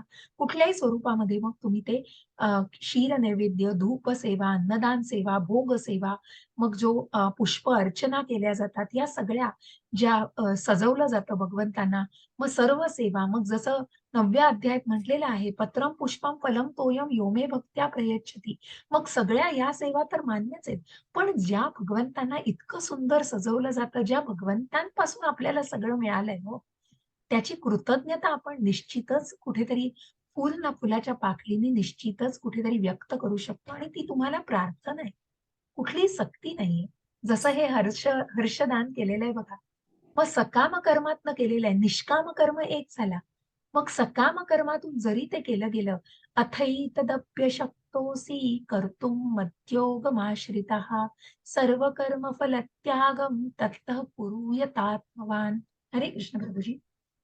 तथापि तू जर माझ्या भावनेने युक्त होऊन कर्म करण्यात असमर्थ असशील तर सर्व कर्मफलांचा त्याग करून कर्म करण्याचा आणि आत्मस्थित होण्याचा प्रयत्न कर. हरे कृष्ण. हरे कृष्ण. मग ती कर्मफळ, मग माझ्या भावनेने युक्त होऊन तू जर कर्म करू शकत नसतील, तू सकाम कर्मानी कर. मग कुठेतरी ती पुण्य तुला मिळेल असं असं काहीतरी त्याच्यात भावना असेल. पण जे काही तुला फळ मिळेल, त्या फळाचा तू त्याग करून ते कर्म करण्याचा प्रयत्न कर. हा प्रयत्न करायचा आहे कुठेतरी. म्हणूनच आधीच्या अध्यायांमध्ये बघा 3ऱ्या-4थ्या अध्यायांमध्ये, की जे सकाम कर्म करतायत त्यांना नाकारलेलं नाहीये भगवंतांनी. मग त्यांनाही भगवंत काय सांगतायत, की या योगी, हे साधू यांना भगवंत सांगतायत, की तुम्ही त्यांना ते ज्ञान द्या, की तुम्ही थोडं तुमच्यातलं तुम्ही जे काही कमवताय, तुम्ही जे काही शेतात पिकवताय, त्याच्यापैकी थोडं तुम्ही भगवंतांना अर्पण करा. ज्या हर्षदान म्हणून देतायत बघा. मग ज्या प्रकारे नंद आणि त्यांची पत्नी यशोदा जेव्हा कृष्णाचा जन्म झाला, तेव्हा आनंदाने जे काही दान दिलेलं आहे, मग जे त्यांच्याकडे होतं ते त्यांनी दान दिलेलं आहे. अशा प्रकारे अनन्य भक्ती झाली, साधना भक्ती झाली, निष्काम कर्म भक्ती झाली, सकाम कर्मातून भक्ती झाली आणि आता ज्ञान. मग ज्ञानापेक्षा ध्यान आणि ध्यानापेक्षा निष्काम कर्म. श्रेयो हि ज्ञानमभ्यास्यात् ज्ञानात् ध्यानं विशिष्यते ध्यानात् त्यागाच्छन्तीरननितर निनंतरम. हरे कृष्ण प्रभुजी. आता जर असा अभ्यास करणे शक्य नसेल तर ज्ञानाचे अनुशीलन करण्यात तू स्वतःला संलग्न कर. तथापि ज्ञानापेक्षा ध्यान श्रेष्ठ आहे आणि ध्यानापेक्षाही कर्मफलांचा त्याग करणे श्रेष्ठ आहे. कारण अशा कर्मफल त्यागामुळे मनुष्याला मनःशांती प्राप्त होते. हरे कृष्ण माता. हरे कृष्ण. आणि म्हणून जे आपले वेद सांगतात, ज्या वेदांचं अध्ययन केलं जातं, आणि म्हणूनच तू जसं आधीच्याही अध्यायांमध्ये आपण जाणण्याचा प्रयत्न केलाय, की वेदांमधनं या शास्त्रांचा अभ्यास करून, की ज्याच्यामध्ये हे सगळं ज्ञान दिलेलं आहे, हे ज्ञान याचा अभ्यास करून तू ते ज्ञान आत्मसात करून त्या ज्ञानाला तू आचरणात आणू शकतोस. मग ते ज्ञानापेक्षा ध्यान श्रेष्ठ आहे. ज्या ध्यानामध्ये तू स्वतःला एकाग्र करून त्या समाधीस्थ अवस्थेमध्ये भगवंतांशी एकरूप होऊ शकतोस. भगवंतांना बघू शकतोस. आणि त्याच्याही पलीकडे जाऊन जे निष्काम कर्म आहे, ज्या ध्यानापेक्षा श्रेष्ठ कर्म फळाचा त्याग करणं आहे. मग कर्म कशा प्रकारे केलं पाहिजे, त्या कर्माच्या फळाचा त्याग करून. बघा, ही सुंदर कथा आहे ज्याच्यामध्ये आपले छोटेसे बाळकृष्ण आलेले आहेत. त्यांना सगळी फळं त्या मातेने दिलेली आहेत. पैसे द्यायला नव्हते म्हणून ते छोट्या-छोट्याशा आपल्या हाताने मुठी-मुठीने धान्य आणत होते, पण ते धान्य हातातनं गळून पडत होतं. पण त्या माऊलींनी सगळी फळं त्यांना दिलेली आहेत. आणि नंतर जाऊन बघते तर काय हो, त्या टोपलीमध्ये जाऊन बघते तर ती टोपली हिरे-माणक्यांनी भरलेली असते. कारण तिने जे कर्म केलं ते निष्काम पद्धतीने केलं. तिला कुठल्याही फळाची अपेक्षा नव्हती. तिने जे काही दिलं भगवंतांना दान स्वरूपामध्ये भगवंतांना तिने अर्पण केलेलं आहे सगळं. त्या सुदामाची आपण गोष्ट ऐकतो, की सुदामाच्या पत्नीने सांगितलेलं असतं, की तुम्ही आमच्यासाठी घेऊन या काहीतरी, असं सांगा, तसं सांगा. पण तो सुदामा हो, सुदामाच्या मनात फक्त भगवंत असतात. त्या भगवंतांनी सुदामाची सेवा केलेली आहे. सुदामाने एक अवाक्षरही तोंडातनं काढलं नाही. सुदामाचे पोहे भगवंतांनी अगदी आनंदाने, अगदी चाटून पुसून ते भांडं खाल्लेलं आहे. परंतु सुदामाने तोंडातून अवाक्षरही काढलं नव्हतं. पण ज्या क्षणी तो परतला, त्या क्षणी त्या घराचा महाल झालेला होता. आणि म्हणूनच असं निष्काम करणारी व्यक्ती त्या फळांपासून वंचित राहत नाही. हरे कृष्ण प्रभुजी.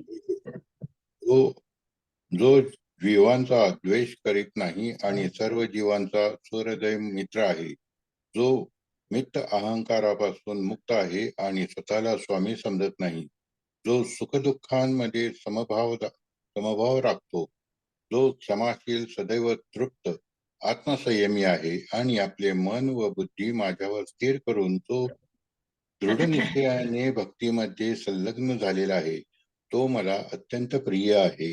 हरे कृष्ण. हरे कृष्ण. मग असं जेव्हा आपण या भक्तीचे मार्ग सगळे जाणले, की जी अनन्य भक्ती, साधना भक्ती, निष्काम कर्म भक्ती, सकाम कर्मातून सुद्धा दान देण्याची जी कर्म भक्ती, आणि त्याच्यानंतर मग ज्ञान, ध्यान, आणि मग निष्काम कर्म, की त्या कर्म फळांचाही ज्यांनी त्याग केलेला आहे. अशा या सुदामाला आपण बघतो आहोत. बघा, प्रत्यक्ष भगवंतांनी ज्यांची सेवा केलेली आहे, कुठलंही मनामध्ये काहीही, कुठल्याच गोष्टीची त्यांना अपेक्षा नव्हती. परंतु भगवंतांनी प्रत्यक्ष ज्यांच्या मनामध्ये भगवंत होते, अशी सेवा केलेली आहे. आणि जो सर्व जीवांचा सुहृदय मित्र आहे, जो मिथ्य अहंकारापासून, मग आता या 12, 13, 14 या अध्यायाच्या या शेवटच्या सर्व श्लोकांमध्ये आपल्याला जाणायचंय, की भगवंतांना कोण प्रिय आहे. ज्या आधीच्या अध्यायांमध्ये आपण स्थिताधीर मुनी बघितले, किंवा भगवंतांना कोण प्रिय आहे, हे 13व्या अध्यायातही आपण पुन्हा बघणार आहोत, की ज्ञान काय आहे. मग ज्या अकर्मी व्यक्तीबद्दल आपण ज्ञान घेतलं, की अकर्मी जे नारद मुनी आहेत, की त्यांनी कशा प्रकारे हे अकर्म केलेलं आहे. आणि त्याच भक्ताच्या गुणांना आपण जाणणार आहोत. आणि म्हणून कोण भक्त भगवंतांना प्रिय आहे, जो जीवांचा द्वेष करीत नाही, जो सर्व जीवांचा सुहृद मित्र आहे, जो त्यांच्या चांगल्यासाठी, त्यांच्या चांगुलपणाने विचार करत असतो, जो मिथ्य अहंकारापासून मुक्त आहे, जो स्वतःला अहंकाराने स्वामी समजत नाही, सुख दुःखांमध्ये समभाव राखतो, जो सुखामध्ये हुरळून जात नाही आणि दुःखामध्येही होरपळून निघत नाही, जो क्षमाशील आहे, सदैव तृप्त आहे, जो आत्मसंयमी आहे आणि आपलं मन आणि बुद्धी भगवंतांवर स्थिर करून जो दृढ निश्चयाने भक्तीमध्ये संलग्न झालेला आहे. जे सुदामा आपल्याला दिसतायत, आणि हे बिल्वमंगल महाराज ज्यांची कथा मी तुम्हाला थोडीशी पुढेही त्याचा संदर्भ आहे तेव्हा सांगणार आहे. ज्या प्रल्हाद महाराजांचं आपण उदाहरण घेतलं, दृढ निश्चयाने ज्यांनी अगदी छोट्या अवधीमध्ये सुद्धा मग त्या बालकांना त्या शाळेमध्ये सुद्धा त्यांना भगवंतांविषयी ज्ञान दिलं. आणि इतकी दृढ श्रद्धा, की मग आगीत पोतू दे, दरीमध्ये फेकू दे, सर्पांमध्ये टाकू दे, राक्षसांमध्ये टाकू दे, पण ती दृढ श्रद्धा मात्र हलली नाही. कारण ती मन आणि बुद्धी भगवंतांवर स्थिर केलेली होती आणि त्या इंद्रियांवर पूर्णपणे नियंत्रण मिळवलेलं होतं. मग अशा सगळ्या व्यक्तींचं जे भगवंतांना प्रिय आहेत, त्यांच्या थोड्याशा कथा आणि त्या प्रिय भक्तांचे गुण आपल्याला जाणायचे. मग आता कोण भगवंतांना प्रिय आहे अजून? तर प्रभूजी हरे कृष्ण. त्यांच्यामुळे कोणीही उद्विग्न होत नाही आणि जो इतर कोणामुळे उद्विग्न होत नाही, जो हर्ष आणि दुःख, भय आणि चिंता यामध्ये समभाव राखतो, तो मला अत्यंत प्रिय आहे. हरे कृष्ण. हरे कृष्ण. चित्रकेतू महाराजांचा हा रथ हे वरून जातोय जिथे भगवान शिव सर्वांना भागवताचा म्हणजे भागवत कथन करतायत, भगवंतांची स्तुती कथन करतायत. सर्व जीव तिथे जमलेले आहेत, सर्व महात्मे जमलेले आहेत, ज्याच्यामध्ये व्यासदेव आहेत, नारद मुनी आहेत. पण कोणी देहधारी भावनेमध्ये नाहीयेत. सर्वजण आत्मसाक्षात्कारी भावनेमध्ये आहेत. मी शरीर नाही, आत्मा आहे. हे फक्त म्हणायला सोपं आहे, पण हे जे महात्मे आहेत ते प्रत्यक्ष जगतायत तसं. आणि ते शिवांकडून त्या भगवंतांची स्तुती ऐकतायत. वरून जाणारे चित्रकेतू महाराजही तेवढ्यासाठीच थांबतात आणि तेव्हा शिवांच्या मांडीवरती सतीमाता बसलेल्या असतात. परंतु या आत्मसाक्षात्कारी या कोणाही व्यक्तीचं त्याकडे लक्ष गेलेलं नसतं. परंतु जेव्हा चित्रकेतू महाराज जात असतात अवकाशातून, तेव्हा ते शिवांकडे बघून एक स्मित हास्य करतात. मग त्या स्मित हास्यातून भगवंतांची स्तुती ऐकायला मिळते. यातून कुठेतरी आनंद, मिळणारा आनंद व्यक्त केलेला असतो. पण याचा विपर्यास कोण करतं? सतीमाता करते. सतीमातेला वाटतं आपण मांडीवर बसलो आहोत म्हणून आपला अपमान करण्यासाठी यांनी हसलेले आहेत. आणि म्हणून ती चित्रकेतू महाराजांना तो शाप देते वृत्तासुराचा, की तुला आसुरी जन्म मिळेल. आणि मग पण जरी चित्रकेतू महाराज कुठेतरी अगदी प्रबळ असले आणि कुठलाही शाप नाकारू शकत असले, तरीही ते आनंदाने तो शाप स्वीकारतात. कारण भगवंतांनी कडून ते आलेलं आणि ज्या भगवत स्तुतीमध्ये ते ऐकत असतात, अशा प्रकारे उद्विग्नही होत नाही आणि कशा प्रकारे स्वतःवरती समतोल साधलेला आहे.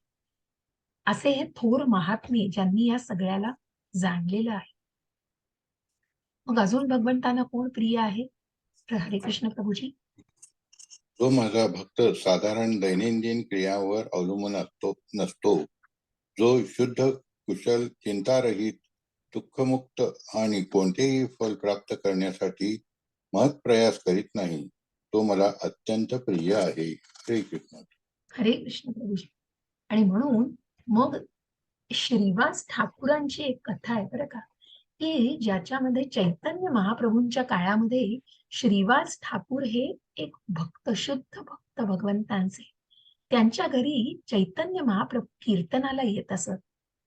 एका दालनामध्ये नेहमी कीर्तन होत असे आणि तेव्हाच श्रीवास ठाकूरांच्या घरी दुसऱ्या दालनामध्ये त्यांच्या मुलाचा मृत्यू झालेला असतो आणि त्यांच्या मुलाचं शव ठेवलेलं असतं. आणि त्यांची पत्नी रुदन करत असते, अक्षरशः रडून रडून रडून तिची खूप वाईट हाल झालेले असतात.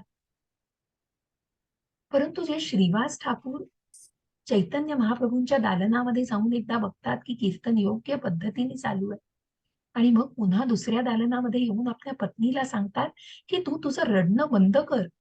त्यामुळे महाप्रभूंच्या कीर्तनामध्ये कुठेतरी अडथळा येतोय. तू तुझं रडणं बंद कर. तुझं रडणं बंद केलं नाहीस तर तुला एका शवाबरोबर इथे 2 शव दिसतील. तुझ्या पतीचंही शव इथे दिसेल. त्यामुळे तू आता ताबडतोब रडणं बंद कर. ती माता खूप स्वतःला कुठेतरी खूप नियंत्रित करण्याचा प्रयत्न करते आणि मग पुन्हा ते दुसऱ्या दालनामध्ये जाऊन चैतन्य महाप्रभूंच्या तिथे कीर्तनामध्ये जातात. चैतन्य महाप्रभू कीर्तन करत असतात, पण काही वेळाने चैतन्य महाप्रभू श्रीवास ठाकूरांना विचारतात, "सगळं ठीक आहे ना रे?" श्रीवास ठाकूर सांगतात, "हो प्रभू, सगळं ठीक आहे." थोडा अजून काळ जातो. परंतु चैतन्य महाप्रभू विचारतात, की "मला माझ्या नामस्मरणामध्ये रुची नाहीये रे आज. मला चव येत नाहीये माझ्या नामस्मरणामध्ये. काय झालंय तू मला सांग." आणि तेव्हा मात्र ते श्रीवास ठाकूरांचं ऐकत नाहीत आणि ते तडक दुसऱ्या दालनामध्ये जातात. तिथे गेल्यानंतर ते बघून अवाक होतात. ते दृश्य बघून ते अवाक होतात. ती माता तिथे अक्षरशः न रडण्यासाठी दुर्मुख होऊन तिथे बसलेली असते आणि तिच्या मुलाचं शव तिथे असतं. प्रत्यक्ष श्रीवास ठाकूरांच्या मुलाचं शव. हे सगळं दृश्य बघून चैतन्य महाप्रभू हादरून जातात आणि ते म्हणतात, की "काय केलंस तू हे? मला का नाही सांगितलंस? हे काय घडलंय तुझ्या घरी?" तेव्हा श्रीवास ठाकूर म्हणतात, "भगवंता का माझी तुम्ही चेष्टा करताय? जिथे तुम्ही प्रत्यक्ष आहात तिथे काय अशुभ घडणार आहे? तिथे कुठलं अशुभ गोष्ट घडणार आहे जिथे तुम्ही प्रत्यक्ष आहात?" एवढं एकच वाक्य ते म्हणतात आणि चैतन्य महाप्रभू त्यांना आलिंगन देऊन गळ्याशी घेतात आणि त्यांना मिठी मारतात. आणि त्याच क्षणी ते त्यांच्या मुलांमध्ये प्राण देतात आणि त्या मातेला शांत करतात. परंतु त्यांचा मुलगाही बघा सगळं सगळं कुटुंब कसं, की कुठल्याही प्रकारच्या दैनंदिन क्रियावर नाही आणि कुठल्याही फळाची तर अपेक्षा नाही, पण सुख-दुःखांपासून मग चिंता म्हणजे कुठल्याही प्रकारच्या भावना मनामध्ये नाहीत. मग ते जे मूल ज्याचा मृत्यू झालेला असतो तेही प्रभूंना सांगतो, की "का तुम्ही मला परत आणलं? मी तर मोक्षाच्या मार्गावरती चाललो होतो." असं सगळं कुटुंब इतकं पूर्णपणे कृष्ण भावनेमध्ये असतं. आणि असे हे श्रीवास ठाकूर, असे हे जे जे त्या मंत्रामध्ये आपण म्हणतो पंचतंत्र मंत्रामध्ये जे भक्तांचं नेतृत्व करतात. जय हो श्री कृष्ण चैतन्य प्रभू नित्यानंद श्री अद्वैत गदाधर श्रीवासादि गौरभक्तवृंद. असे भगवंतांचे शिष्य आहेत. अशाच प्रकारे ज्या प्रल्हाद महाराजांना मग अजून कोण प्रिय आहे? तर हरे कृष्ण प्रभूजी. हरे कृष्ण. जो हर्षितही होत नाही किंवा दुःखही करीत नाही, शोकही करीत नाही किंवा आकांक्षाही करीत नाही आणि ज्याने शुभाशुभ गोष्टीचा त्याग केला आहे असा भक्त मला अत्यंत प्रिय आहे. हरे कृष्ण. बघा कसे भक्त भगवंतांना प्रिय आहेत. मग हे जे स्थिताधीर मुनी प्रत्येक दिवशी जे हिरण्यकश्यपू सारख्या आपल्या राक्षसी पित्याकडून इतकी इतकी अवहेलना त्यांची होत असते आणि प्रत्येक वेळी मरण यातनांना सामोरे जात असतात. परंतु मनात ती श्रद्धा हलत नसते हो, इतकी दृढ श्रद्धा असते. ना कुठल्या गोष्टींनी हर्षित होतायत, ना कुठल्या गोष्टींनी दुःख करतायत. हत्तीच्या पायाखाली घालायला निघाल्यावर सुद्धा त्या त्या शुद्ध भक्ताच्या मनामध्ये कुठल्याही चिंतेच्या भावना नसतात. ज्या राक्षसांच्या त्याच्यामध्ये ताब्यात दिलं जातं, सर्पामध्ये टाकलं जातं, गरम तेलामध्ये टाकलं जातं, तरीही त्या दृढ श्रद्धेने ते प्रल्हाद महाराज पुन्हा जसे आहेत तसेच असतात. आणि अशा प्रकारे मग असा भक्त भगवंतांना निश्चितच प्रिय आहे. हरे कृष्ण प्रभूजी.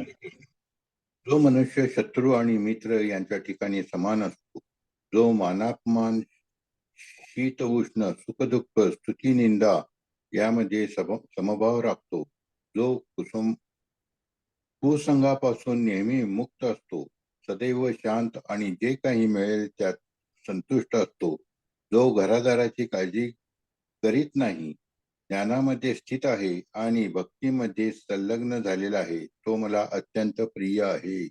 हरे कृष्ण. हरे कृष्ण.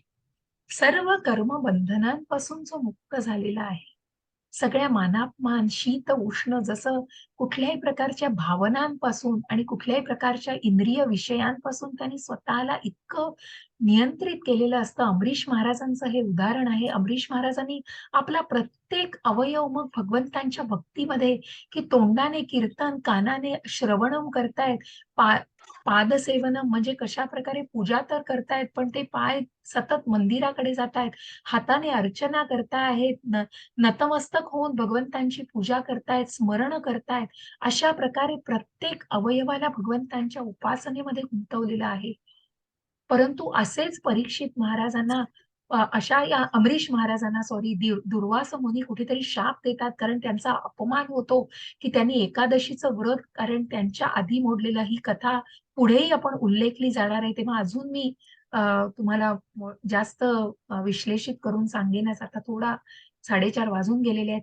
परंतु सांगण्याचा उद्देश जे दुर्वास जे कुठेतरी रागीट, तापट मुनी त्यांना शाप देऊन त्यांच्या अंगावर धावून जातात. परंतु एका वैष्णवाचा अपमान भगवंत सहन करू शकत नाही आणि प्रत्यक्ष सुदर्शन चक्रच भगवंतांनी अ, अ, त्या दुर्वास मुनींवर सोडलेलं आहे. परंतु नंतर मग सगळ्या लोकांमध्ये धावाधाव करून मग त्यांना तिथे कुठेतरी मुक्तता झालेली आहे त्यांची. परंतु एका वैष्णवाचा अपमान मात्र सहन केला जाऊ शकत नाही. आणि म्हणूनच त्या अमरीश प्रभूंनी ज्यांनी उपासना केलेली आहे, की सर्व इंद्रिय भगवंतांच्या पाशी केंद्रित करून तो असा भक्त भगवंतांना निश्चितच प्रिय आहे. आणि आता हा शेवटचा श्लोक आहे. हरे हरे कृष्ण. कृष्ण प्रभूजी. जे भक्ती सेवेच्या या अविनाशी मार्गाचे अनुसरण करतात आणि जे पूर्णपणे श्रद्धेने स्वतःला जोडून घेतात, मला सर्वोच्च ध्येय बनवतात, ते मला खूप प्रिय आहे. हरे कृष्ण माताजी. हरे कृष्ण. आणि म्हणूनच भगवंतांनी या वैयक्तिक रूपाबद्दल आणि कशा प्रकारे ज्या अर्च विग्रहाबद्दल आपण जाणलं आणि त्याच्याही पुढे जाऊन ज्या माधवेंद्र पुरींची कथा ऐकली, की कशा प्रकारे दृष्टांत दिला जातो असे आणि उत्तम गुरु कशा प्रकारे असं मार्गदर्शन करतात. मग असे हे बिल्व मंगल ठाकूर हे त्यांच्या आधीच्या जन्मामध्ये ब्राह्मण असतात आणि ते कुठेतरी अ, भागवताचा सप्ताह आणि भागवताचं वाचन करत असतात. आणि ते वाचन करताना ते अन्नदानही करत असतात. अन्नदान करण्यासाठी त्यांना लाखो, हजारो लोकांना अन्नदान करायचं असतं. त्याच्यामुळे काही त्यांना धन कमी पडतं म्हणून ते धनाच्या शोधामध्ये ते फिरत असतात.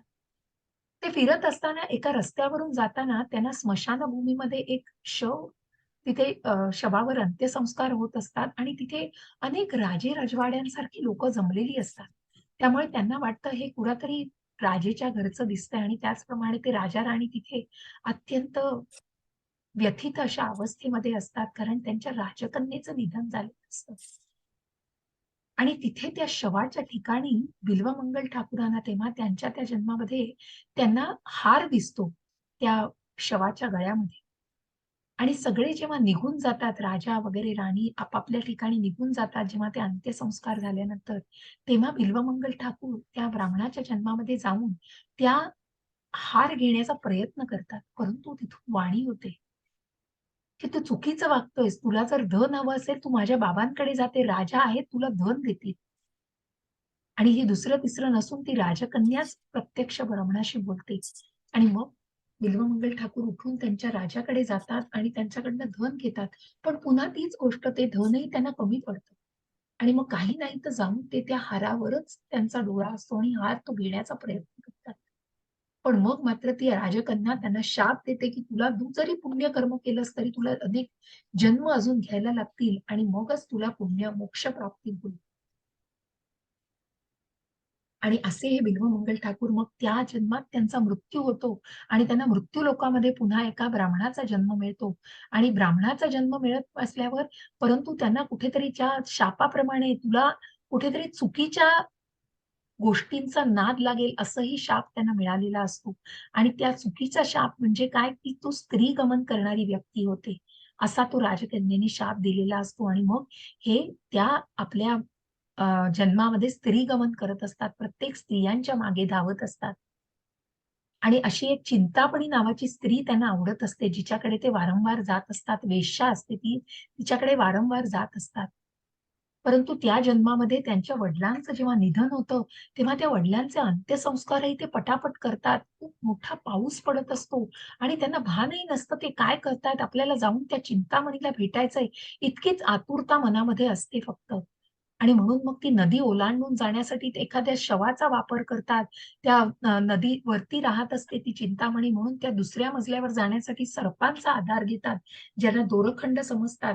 आणि मग त्या सर्पांचा आधार घेऊन त्या चिंतामणीच्या घरी जातात, दरवाजा ठोठावतात, जोरजोरात ठोठावतात. त्या चिंतामणीला वाटतं आज काही आता येणार नाही बिल्वमंगल ठाकूर, कारण इतका धो-धो पाऊस पडतोय.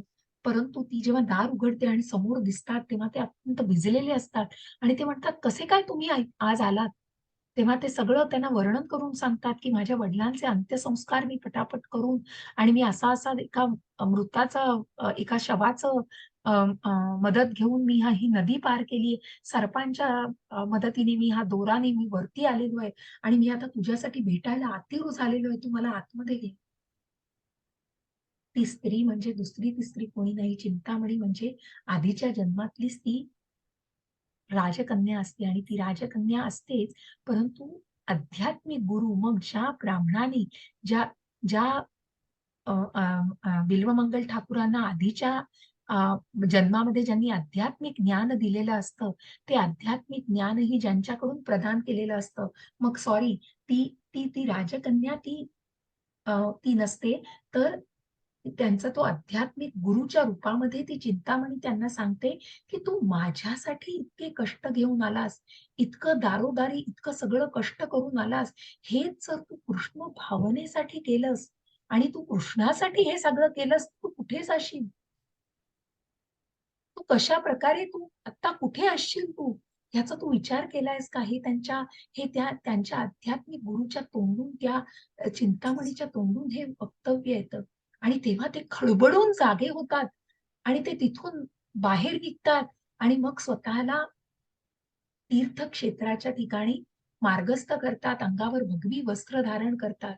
परंतु तरीही बघा, जसा फॅन बंद केल्यावरती पूर्ण फॅन बंद होत नाही. हळू-हळू फॅन बंद होतो बघा. फॅन हळू-हळू बंद होऊन त्याचं पातं फिरत असतं. त्याचप्रमाणे बिल्वमंगल त्यांच्या त्या जन्मामध्ये ते स्त्रीगमन करत असतात आणि तो विषय अजूनही पूर्ण त्यांच्या मनातून गेलेला नसतो. म्हणून ते जेव्हा ऋषिकेशाला आणि तीर्थक्षेत्राला जायला निघतात, तेव्हा वाटेमध्ये पुन्हा एका ब्राह्मणाच्या स्त्रीच्या पाठीमागे जाऊ लागतात. ती ब्राह्मणाची स्त्री घाबरते आणि पटापट पावलं टाकून ती आपल्या घरी निघून जाते आणि तिच्या पाठोपाठ बिल्वमंगल ठाकूर जातात. आणि त्यांनी भगवी वस्त्र धारण केलेली असतात. त्यामुळे त्या ब्राह्मणाला कुठली शंका येत नाही. ते म्हणतात, "बाबा तुम्हाला काय हवं आहे?" तेव्हा बिल्वमंगल ठाकूर म्हणतात, "मला तुमच्या पत्नीशी बोलायचंय." ते बाबाच्या त्या त्या त्या सगळ्या भगव्या वस्त्रांमध्ये असतात. मग तो ब्राह्मण आपल्या पत्नीला हाक मारतो. ती पत्नी घाबरतच बाहेर येते, की "तुला या बाबांना तुमच्याशी काही बोलायचं आहे." तेव्हा ते बिल्वमंगल ठाकूर त्या मातेला म्हणतात, की "माते, तुझ्या डोक्यामध्ये जी पिन घातली आहेस ना, ती पिन मला दे." आणि ती पिन ते त्या मातेकडून घेतात आणि आपल्या डोळ्यात खुपसतात आणि आपले डोळे बाहेर काढतात. कारण का? कारण ती जी ज्ञानेंद्रिय आहेत, की मी कृष्णाच्या मार्गामध्ये चाललेलो, मी कृष्णाला भेटायला चाललोय. मी मी या कृष्ण भावनेमध्ये जाताना मी असं करूच कसं शकतो? आणि म्हणून ही ज्ञानेंद्रिय कशी मला आडवी येऊ शकतात? आणि म्हणूनच जे पूर्णपणे स्वतःला जोडून घेतात, जे सर्वोच्च ध्येय बनवतात कृष्णाला, त्यांच्यासाठी इतर सर्व अडथळे ते आपोआपच दूर करतात. आणि म्हणून ते जे बिल्वमंगल ठाकूर आपल्याला दिसतायत, जे अंध आहेत, परंतु इतकी सुंदर भजनं ते वृंदावनामध्ये म्हणत असतात, की प्रत्यक्ष भगवंत त्यांची भजनं ऐकायला येऊन बसतात. असे शुद्ध भक्त मग त्यांच्या त्या पापी अ, कर्मांपासून ते मुक्त झालेले असतात आणि त्या ज्ञानेंद्रियांपासून सुद्धा त्यांनी स्वतःला मुक्त करून पूर्णपणे त्यांनी भगवंतांवर आपलं मन केंद्रित केलेलं असतं. असे भक्त भगवंतांना प्रिय असतात. अशी बिल्वमंगल ठाकूरांची कथा आणि असे हे सगळे भक्त ज्या 12.13 ते 12.20 आधीच्या टप्प्यांमध्ये 8 ते 12 आपण भक्तीचे टप्पे बघितले आणि त्याच्यानंतर आपण 13 पासून 20 पर्यंत कोण भक्त, मग कुठला भक्त भगवंतांना प्रिय आहे आणि अनेक या 2-3 भक्तांच्या ज्या शुद्ध भक्तांच्या कथा आपण ऐकल्या आहेत. असा हा सुंदर भक्ती सेवेचा टप्पा आहे, ज्याच्या अनुषंगाने जसं मी तुम्हाला म्हटलं, की तुम्ही निश्चितच भगवंतांची सेवा करण्याचा कुठेतरी मानस करा. काहीही मग तुम्हाला दिवसातला अर्धा तास, 15 मिनिटं आपल्याकडे अनेक सेवा आहेत, ज्याची माहिती तुम्हाला आज ग्रुपवर टाकली जाईल. मग तुम्ही कर्माची फळं जे काही तुम्ही तुम्ही तुम्ही स्वतः कमवताय, त्याच्यातलं तुम्ही भगवंतांना काय अर्पण करू शकता? मग खूप नाही हो, पण त्यातला थोडा वाटा तुम्ही भगवंतांना देऊ शकता का? हेही तुमच्याकडूनच तुम्ही मग कुठलीही सक्ती नाही. हा मी परत-परत हे वाक्य वापरतीये आणि म्हणूनच अशा प्रकारे तुम्ही भगवंतांवर निश्चितच आपली सेवा अर्पण करू शकता. मग वन टाईम सेवा, मंथली सेवा. मग जसं हे इस्कॉन सगळं देणगी स्वरूपावरच आहे हो.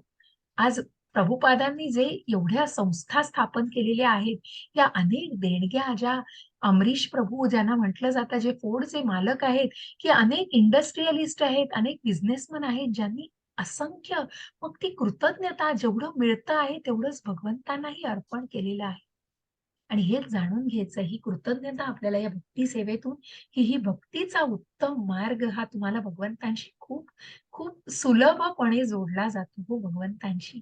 असा हा भक्तीचा मार्ग आहे. इथे आपण इति द्वादशोऽध्याय समाप्तः या भक्तीचा मार्ग इथे आपण संपवतोय. उद्या आपण ज्ञान योगामध्ये शिरणार आहोत, जिथे ही भक्ती कशा प्रकारे कमवायची, मग भक्तीच्या टप्प्यामध्ये जायला काय ज्ञानाची गरज आहे, हे आपल्याला जाणून घ्यायचंय. कर्मातून भक्ती जाणली, भक्तीतून भक्ती जाणलेली आहे. मग या भक्तीमध्ये जाण्यासाठी ज्ञान काय आवश्यक आहे, त्या ज्ञानाला आपल्याला जाणायचंय. अशा प्रकारे उद्या आपला ज्ञान योग सुरू होईल. मी शेअरिंग थांबवते आणि रेकॉर्डिंग थांबवते. थोडा जास्त वेळ तुमचा घेतला असेल